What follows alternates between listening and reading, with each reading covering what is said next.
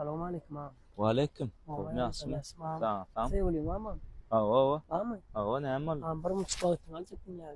Aycar ne mal? Abi sen ne de oğlum ne son ya? Sevgilim var da abi. Ava, Gülalım şir renklinden Oğlum. elim şöyle.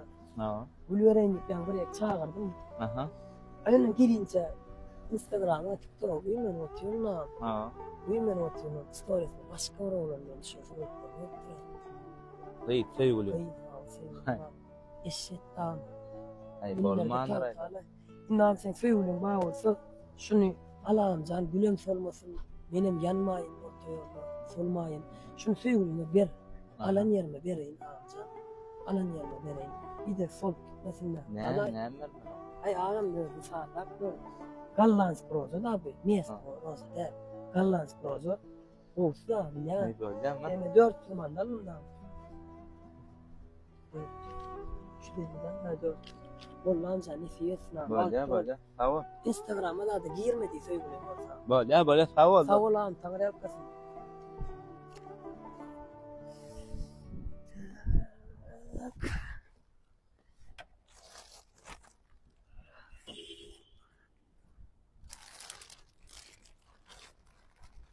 Haydi asker.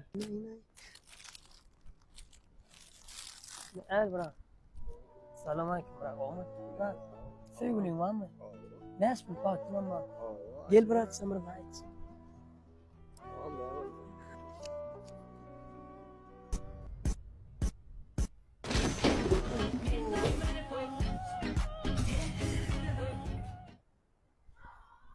Başlık.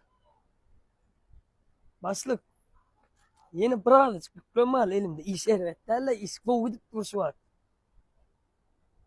Bol yapılara da nedir? Dostlar. Korkaz olsan yakında. Ne şunu zuvay gallan skul. Ne her hil renk var diyen renkin. Liboys verdi ba. Stuy 18 manattan. Şey söyleyeyim zaten beğendir yani. Milyon roza zanget yani. Rakat yani. Liboy var. Res gelin de gel ya. Ha kızıl 16.